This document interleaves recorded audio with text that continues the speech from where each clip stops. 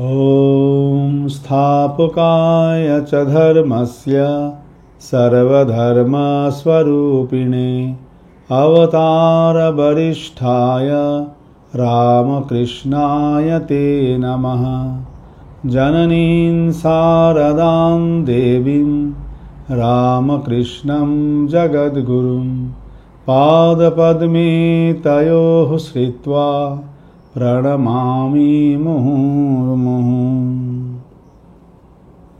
সকলকে আমার সশ্রদ্ধ নমস্কার। আমরা আবার আজকে পুরনো দিনের সাধুদের কথায় ফিরে আসি। শ্রী শ্রী ঠাকুর বলতেন যে সাধু জীবন সংযমের জীবন, ত্যাগ। তো আজকে আমরা এমন একজন সাধুর কথা শুনব, খুব বেশি দিনের নয়। অনেকেই হয়তো দেখেছেন, এই কয়েকদিন আগেই তার শরীর গেছে। তো সেই মহারাজের কথা শুনব। তার সংযম, তার জীবন এত সুন্দর। তিনি হলেন প্রদীপ মহারাজ, স্বামী অক্ষতানন্দজি মহারাজ। স্বামী অক্ষতানন্দজি মহারাজ 1967 সালে রামকৃষ্ণ মিশন নরেন্দ্রপুরে জয়েন করেন। তার মন্ত্র দীক্ষা হয় স্বামী মাধবানন্দজি মহারাজের কাছ থেকে। এরপর 1977 সালে তার সন্ন্যাস দশম সংঘগুরু স্বামী বীরেশ্বরানন্দজি মহারাজের কাছ থেকে তিনি সন্ন্যাস পান। আর নরেন্দ্রপুরে এবং এরপর বেলুর মঠেও ছিলেন। তারপর নরোত্তমনগরে কিছুদিন অ্যাসিস্ট্যান্ট সেক্রেটারি হিসেবে ছিলেন, আর কন্টাই আশ্রমের সেক্রেটারি হয়ে বেশ কিছুদিন, প্রায় 16 বছর তিনি সেখানে ছিলেন। তারপর রিটায়ার্ড লাইফ ওই কন্টাই আশ্রমেতেই কিছুদিন, তারপর বেলুর মঠে ফিরে আসেন। বেলুর মঠে আরোগ্য ভবনে ছিলেন। শরীরটি যখন খুব খারাপ হয়ে যায় তখন বেলুর মঠে ছিলেন। তো আমি যখন প্রমেয়ানন্দজি মহারাজের কাছে ছিলাম, তো মহারাজ একদিন আমায় বললেন ট্র্যাডিশনাল গানগুলো ভালো করে শিখে নেবে। তো কার কার কাছ থেকে শেখা যাবে তাতে উনি কয়েকজনকার নাম করেছিলেন। তো তার মধ্যে এই প্রদীপ মহারাজও ছিলেন। বলছে ও আমাদের ট্র্যাডিশনাল গানগুলো অনেক জানে, ওর কাছ থেকেও শিখে নিতে পারবে। কিন্তু মহারাজকে যখন গিয়ে বলি, একবার কন্টায় গেছি, পূজনীয় প্রমেয়ানন্দজি মহারাজের সঙ্গেই কন্টায় গিয়েছিলাম।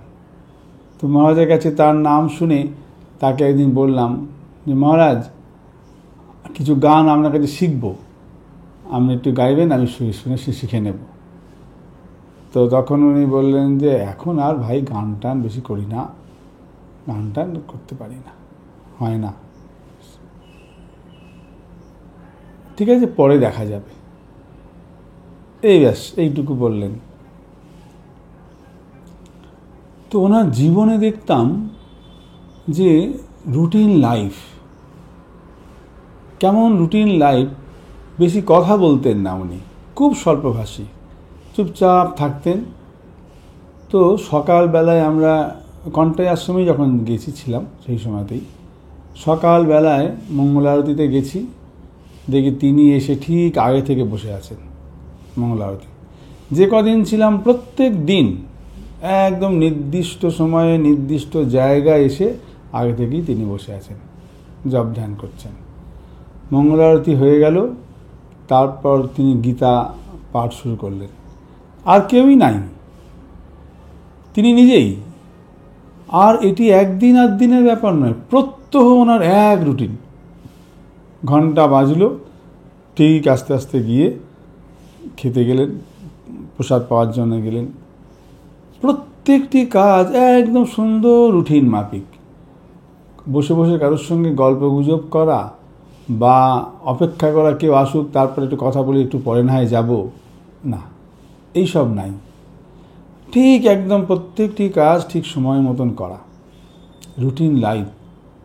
আর এই সংযমের জীবন, কথা বেশি তিনি বলেন না, চুপচাপ অফিসে বসে আছেন, কেউ হয়তো ভক্তরা আসলেন, ভালো আছেন তো, ব্যাস, মুখ তুলেও বেশি কথা বলবেন না, নিচের দিকে মুখ করি। হ্যাঁ, তারপরে এবার অল্প দুটো একটা কথা, হ্যাঁ হ্যাঁ হ্যাঁ আচ্ছা, অল্প স্বল্প কথা, বেশি কথাবার্তাও বেশি বলতেন না। সেই জন্য হয়তো ভক্তরা খুব বেশি হয়তো তাকে যেতেনও না, যে গল্প টল্প করার সুযোগ হচ্ছে না, তো তাই জন্য খুব বেশি হয়তো যেতেনও না। তো উনি যখন আছেন অফিস টাইমে, অফিসে বসে আছেন, তা নাহলে ঘরের মধ্যে চুপচাপ ঘরের মধ্যে বসে বসে পড়াশোনা করছেন বা নিজের কাজে রয়েছেন, এরকম ছিল। তো এই গানের ব্যাপারে তার খুব সুন্দর সুমিষ্ট গলা ছিল।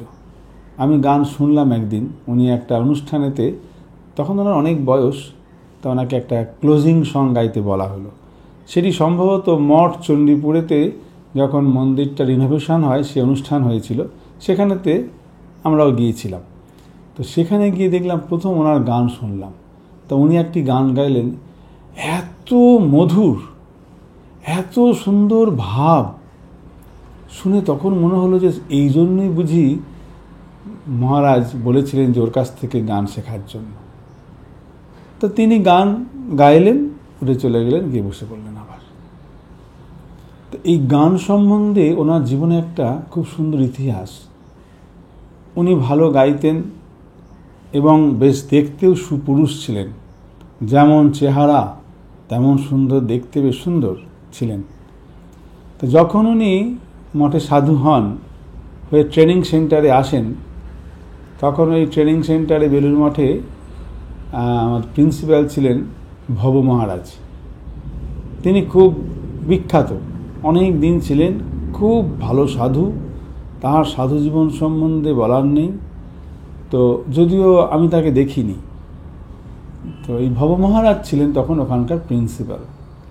খুব ভালোবাসতেন, প্রত্যেকটি ব্রহ্মচারীকে খুব ভালোবাসতেন, তাদের কি করে কল্যাণ হয়, তারা কী জন্য বাড়ি ছেড়ে এসেছেন, এবং যাতে তারা ঠিক ঠিক সেই উদ্দিষ্ট পথে পৌঁছতে পারেন, তার জন্য তার কত মাথা ব্যথা, সব সময় খেয়াল রাখতেন, খুব ভালোবাসতেন।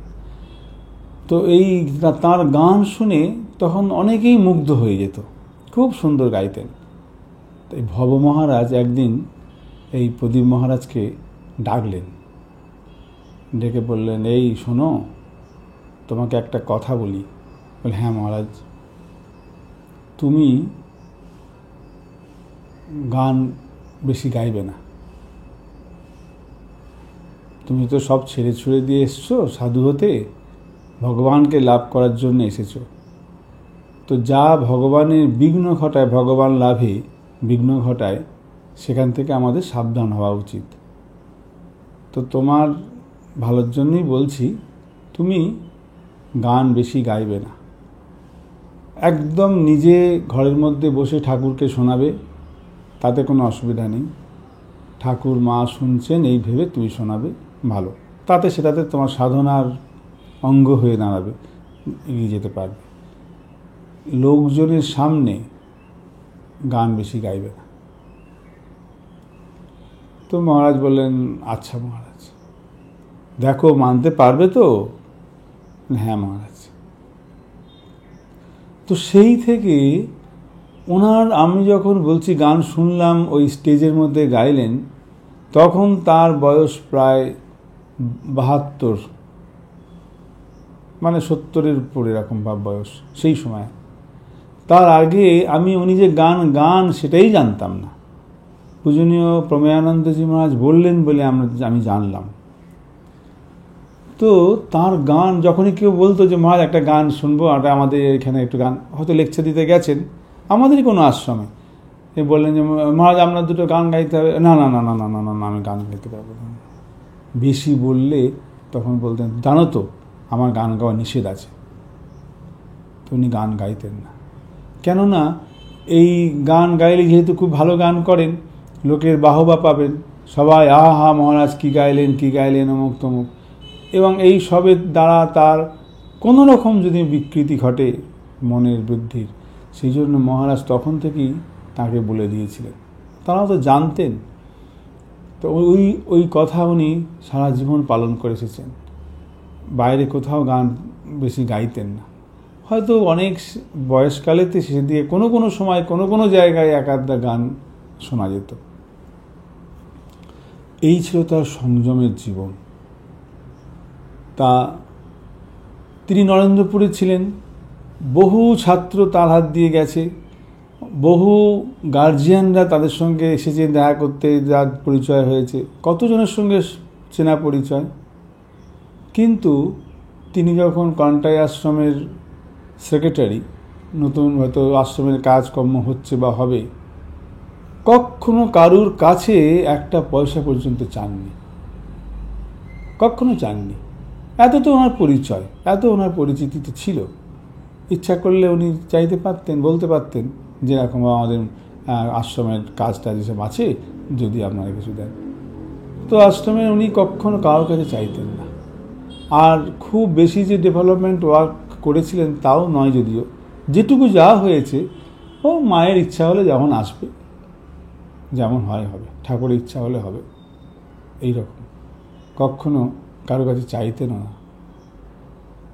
তারপর হয়েও যেত, তবে যেহেতু উনি খুব বেশি মিশতেন না বলে ভক্তদের মধ্যে তার পরিচিতিটা একটু কম। কিন্তু তার সাধু জীবন এত সুন্দর, রুটিন লাইফ, স্বল্পভাষী, এবং তার স্মরণ মনন, পড়াশোনা, অধ্যয়ন সাধু জীবনের পক্ষে একটি আদর্শ স্বরূপ ছিল। এই মানুষটি অদ্ভুত। এই গত বছর 2024 সালের 11ই অক্টোবর মহা অষ্টমীর দিন তার এই স্থূল শরীর তিনি ত্যাগ করে রামকৃষ্ণ লোকে চলে গেলেন। যখনই তার সঙ্গে দেখা হতো, গিয়ে প্রণাম করলেই মহারাজ বলতেন, কি ভালো আছো তো? আমি বললাম হ্যাঁ মহারাজ, ব্যাস, আর কোনো কথা নেই। মুখটা নিচু করেই চলতেন, মুখ তুলে এরকমভাবে চলতেও বেশি দেখিনি, নিচের দিকে মুখ করে। অদ্ভুত অদ্ভুত সব সাধু। ঠাকুরের এই যে আমরা দেখি, শুনি, ঠাকুরের বাণী শুনি, স্বামীজির মায়ের কথা শুনি, এইগুলি জীবনে প্রতিফলন করেছেন। এই সব সাধুদের জীবন দেখলে বোঝা যায় কি সুন্দর সব তাদের জীবনযাত্রা। এই প্রদীপ মহারাজ যখন এই স্থূল শরীর ছাড়লেন তখন তার বয়স হয়েছিল 79 বছর। 79 বছর বয়সে তিনি এত সুন্দর একটা সাধু জীবনযাপন করে চলে গেলেন ঠাকুরের সঙ্গে। আজ এই পর্যন্তই। ওম শান্তি শান্তি শান্তি। হরি ওম তৎসৎ। শ্রীরামকৃষ্ণার্পণমস্তু।